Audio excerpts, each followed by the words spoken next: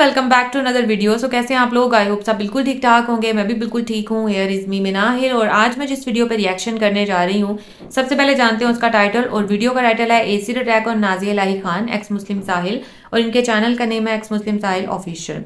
So part 1 में watch कर चुकी हूँ, देखते हैं जी पार्ट नंबर 2 में क्या है। सो वीडियो का लिंक और टाइटल आपको मिल जाएगा डिस्क्रिप्शन बॉक्स में। और अगर आप लोग हमारे चैनल पर नए हैं तो जल्दी जल्दी सब्सक्राइब कर लें और वीडियो को भी लाइक कर लें और शेयर भी जरूर कीजिएगा। सो जल्दी से बढ़ते हैं वीडियो की जानिब और देखते हैं जी ये वीडियो।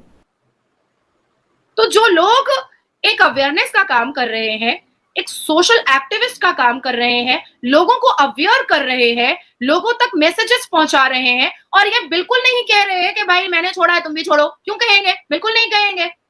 और ये मैंने कभी साहिल आपके चैनल पर देखा भी नहीं है कि आपने किसी को फोर्स किया है। आपने नहीं। कहा है कि मैं तथ्य सामने रखूंगा, मर्जी आपकी है भैया। आप तथ्य सामने रखते हैं, सामने वाले के मुंह में जुबान नहीं होती है, जवाब नहीं होती है, वो कह देता है कि भैया अब हम छोड़ रहे हैं, तो वो उनकी अपनी मर्जी होती है। आप मेरे सामने 1 करोड़ तथ्य रख दो, मैं नहीं छोड़ूंगी इस्लाम।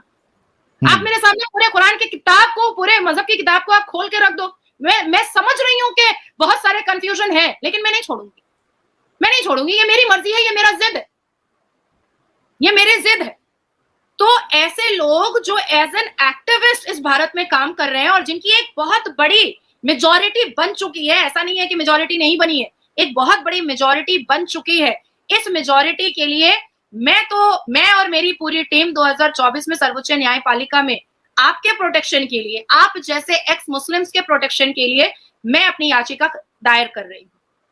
और मुझे सरकार से पूरी उम्मीद है कि जिस तरह से सरकार ने 3 तलाक के वक्त में, तब मेरी उम्र भी बहुत कम थी और उस वक्त मैंने ये बीड़ा उठा लिया था, तो उसी तरीके से केंद्र की सरकार से मेरी उम्मीद है और मेरा भरोसा है कि आप लोगों के प्रोटेक्शन के लिए जरूर केंद्र की सरकार मेरा साथ देगी, मेरे आवाज में जरूर आवाज मिलाएगी। और कुछ ऐसे बिल पास होने चाहिए, कुछ ऐसे अमेंडमेंट्स होने चाहिए पार्लियामेंट के अंदर से, और दोबारा भारत के प्रधानमंत्री श्री नरेंद्र दामोदर दास मोदी जी के ओथ लेने के बाद पहले संसद में ऐसा एक बिल पास होना चाहिए जिसमें यह साफ क्रिस्टल क्लियर किया जाए कि अगर कोई इस्लाम अपने आप अपनी मर्जी से छोड़ रहा है तो उसको, अगर कोई कुछ क्षति पहुंचाता है या कुछ हार्म करता है या उसको गालियां देता है, तो उसके ऊपर धाराएं लगेंगी और उसको जेल की सजा होगी।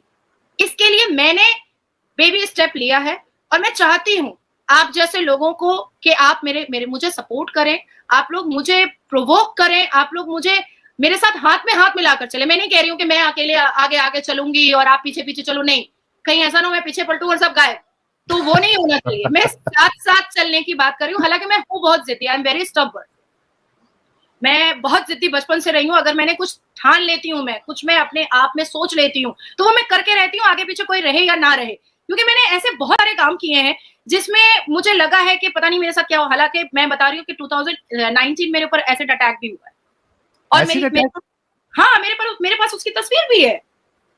मेरे पास ये तो हमको नहीं पता थी ये चीजें। मैंने वो एसिड अटैक वाली तस्वीर जो है वो मैंने आपको भेज दी है, आप स्क्रीन पे डाल दीजिए ताकि सब कोई देख सके। ओहो, ये मैं अभी शेयर कर रहा हूँ, 1 मिनट दीजिए। ये आ गई स्क्रीन पे। और तब भी मैं डरी नहीं, इवन मैं और वोकल हुई, मैंने और अपने स्टेप को आगे किया, मैं और अपफ्रंट हुई। तो ये कभी का वाकया है नाजिया जी? 2019 का है। अगर मैंने अपने पर्स से, मैं गाड़ी में फ्रंट सीट पर बैठी हुई थी, अगर मैंने अपने तुरंत अपने पर्स को उठा करके अपने चेहरे पे नहीं लगाया होता तो शायद वाकई में वो जिहादनों की वजह से मुझे प्लास्टिक सर्जरी करानी ही पड़ती। पर अल्लाह का बहुत बहुत शुक्र है, माँ बाप की दुआ है कि 2-3 ड्रॉप्स ही मेरे फेस पर आ पाए थे। It's very sad. और इसके बावजूद अगर आप इतनी हिम्मत से डटी हुई है, दैट शोज कि कितनी ज्यादा करेजियस आप है, हिम्मत वाली है। और जो आपने कहा था जिद्दी वर्ड, तो इससे समझ में आ रहा है कि जो ठान लिया आपने तो एक जिद बन जाती है आपकी और उसको आप पूरा करके रहती है। So that is really amazing. मैं यही बताना चाहती हूँ कि डरने की जरूरत नहीं है। आप डरेंगे, लोग डराएंगे। और इनका एक हथकंडा है, एक मंत्रा है कि भाई सामने वाला कोई बहुत लॉजिकल क्वेश्चन किया है, अब इनके पास कोई जवाब नहीं है और इनके मजहब की किताब में भी कोई जवाब नहीं है, तो बस अब चिल्लाना स्टार्ट कर दो, ए तुमको ऐसा कर देंगे, ए तुमको वैसा कर देंगे, ए तुम ये हो, मुनाफिक हो, फलाना हो, ढमाका हो। ठीक है, लेकिन जवाब तो दे दो। तुम जो बोलो सब है, लेकिन जवाब तो दे दो। मुझे सिर्फ जवाब से मतलब है, बाकी गालियां तुमको जितनी देनी है या फिर तय कर लो कि तुम 2 घंटा गाली दोगे, ठीक है, मैं सुनूंगी, एकदम पूरे पेशेंस के साथ सुनूंगी, लेकिन जवाब तो दो, मेरे सवाल का जवाब तो दो। ये देंगे नहीं, ये देंगे नहीं, क्योंकि इनके पास जवाब नहीं है और जो हम कह रहे हैं वो सच है। तो इनसे बिल्कुल कट्टरता से सामने आना पड़ेगा। डर करके, छुप करके ये सोचेंगे, देखा हमने 4 लोगों ने नाजिया को गालियां दे दी, अब तो ये घर में बैठ गई। ना ना ना ना ना, मैं मर्दों को हिजाब पहना दूं, मैं ना पहनूं। क्या बात, क्या बात, जबरदस्त। नाजिया जी, एक तो आप पीआईएल की बात करिए, वो तो आप इंडिविजुअल लेवल पे शायद वो तो होता है पीआईएल, लेकिन गवर्नमेंट, मेरा सवाल फिर से वही है कि गवर्नमेंट इस बारे में कब खुल के बोलेगी? नहीं, मैं उसको भी क्लियर कर दे रही हूँ, बहुत अच्छा सवाल किया है। देखें, जब शाह बानो और सायरा बानो ने 1984 में राजीव गांधी जी की सरकार में जब पीआईएल पब्लिक इंटरेस्ट लिटिगेशन जनहित याचिका डाली थी 3 तलाक को बैन करने के लिए, तब सरकार को पता चला कि 3 तलाक की जैसी कुप्रथाओं से मुसलमान महिलाएं जो हैं वो जूझ रही हैं, वो परेशान हो रही हैं। हम या आप बैठ करके साहिल जो अभी स्ट्रीम कर रहे हैं, इसमें आप 99% सोच कर रखें कि ये स्ट्रीम भारत के प्रधानमंत्री तक या गृह मंत्री तक तो नहीं पहुंच रहा होगा। तो उसके लिए कानूनी प्रक्रिया करनी पड़ती है और पीआईएल एक बहुत अच्छा जरिया होता है कि जब उससे एक सर्वोच्च न्यायपालिका के तहत एक जजमेंट पास होता है या ड्यूरिंग हियरिंग, ड्यूरिंग सबमिशन ही अगर मैटर बहुत महत्वपूर्ण होता है तो वो सरकार तक अपने आप पहुंच आता है, मीडिया उसको कवर अप करना स्टार्ट कर देती है और जब हाइक पकड़ते हैं ऐसे मैटर्स तो सरकार उसमें इंटरफेयर कर देती है। और जब लाखों करोड़ों लोगों की जिंदगी का सवाल आता है तो सर्वोच्च न्यायपालिका ऐसे पिटिशंस को बहुत बागौर और बहुत सारे तथ्यों के आधार पर और बहुत सारे हियरिंग के साथ सुनना पसंद करता है। नेगेटिव, पॉजिटिव, अच्छा, बुरा, सप्लीमेंट्री पिटिशंस, एफिडेविट, सारी चीजों को लेकर के सुनना पसंद करता है। क्या क्या घटनाएं हुई हैं, क्या क्या घटनाओं का अंदेशा है, क्या क्या घटनाएं ऐसी आ चुकी हैं और आने वाली हैं। तो हमारे पास भारत में कुछ भी फैक्ट फिगर रखने पर तो घटनाएं हुई हैं, बिल्कुल हुई हैं। तो वो सारी चीजों का मैंने डेटास निकाले हैं कि कब कब कितने कितने लोगों पर अत्याचार इन मुसलमानों ने किया है, जब जब फैक्ट फिगर रखे गए हैं, कब कब गुस्ताखे रसूल की धमकी दी गई है, यहाँ तक कि हाई प्रोफाइल और वीवीआईपीज लोगों को भी धमकियां दी गई हैं। वो सारे फैक्ट फिगर्स मैंने निकाल करके रखे हैं। ये लोग दाढ़ी और टोपी में जो जिहादी एक्टिविटीज और क्रिमिनल डायबोलिक माइंड लेकर के घूम रहे हैं, इनके पर्दे, इनके हिजाब को खोलना बहुत जरूरी है और ये तब ही खुल सकता है जब हम एक खास जगह पर जाकर के अपनी बातों को रखते हैं और वो होता है कोर्ट।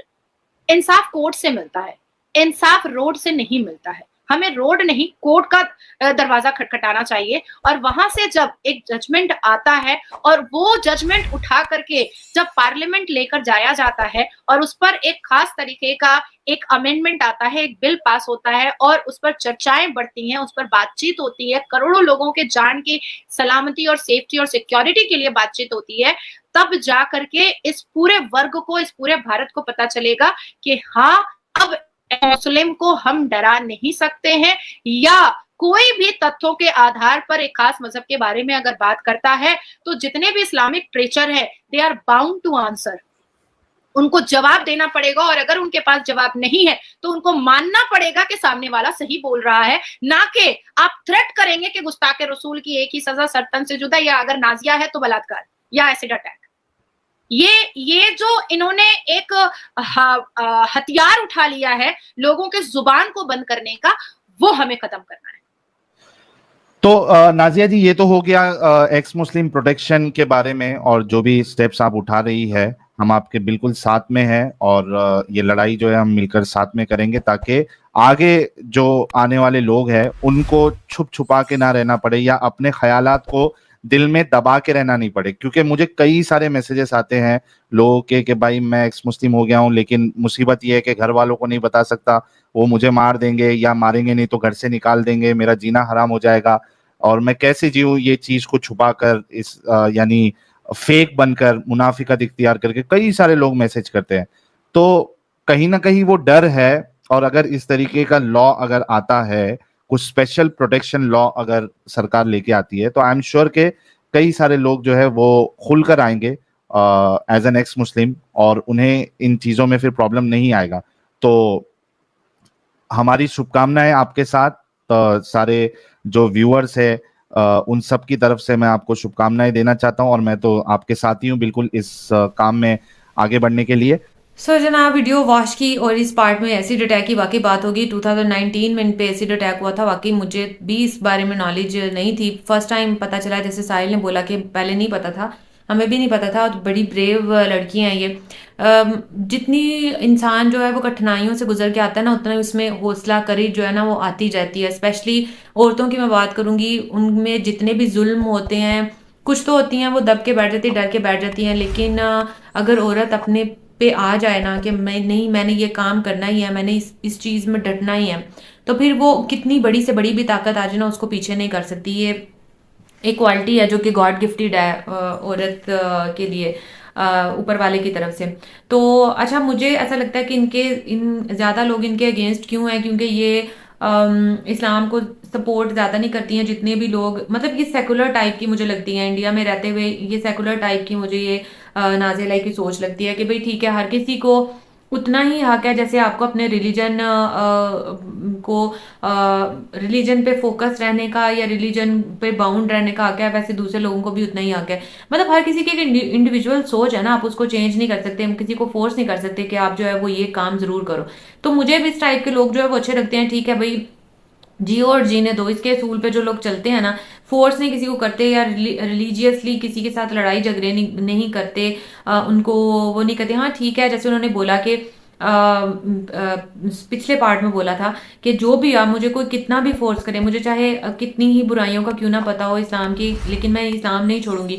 और मैं भी इस चीज से एग्री करती हूँ, हर मजहब में कुछ अच्छी बातें होती हैं, कुछ बुरी बातें होती हैं। आपको अगर किसी और के रिलीजन में अच्छी बात लगती है तो आप उसको अडॉप्ट करो, लेकिन किसी की बुरी बातों को ठीक है आप वो करो, उसको रिकग्नाइज करो, आप अपने तक रखो, आप खुद वो अडॉप्ट ना करो, लेकिन अपने हद तक आप जिनको बता सकते हो उनको भी बताओ, लेकिन फोर्स किसी को मत करो कि हाँ भाई ठीक है हमने आपको कन्वर्ट करके ही छोड़ना है, या आपको ये जो चीज़ है ये करके छोड़ना है। जिस चीज़ को आपका दिल मानता है, बहुत सारी हम वीडियोस वॉच करते हैं, बहुत सारी हमें बातों का पता चलता है, नई नई बातों का पता चलता है, ऐसी बातों का पता चलता है जिनको हमारा जहन तस्लीम करने को, हमारा दिल तस्लीम करने को तैयार ही नहीं होता कि यार ये चीजें भी हो सकती हैं, तो हम उस चीज को नहीं मानते। जिस चीज को आपका दिल, आपका दिमाग रेडी ना हो उसको एडमिट करने को, उसको आप मत मानो।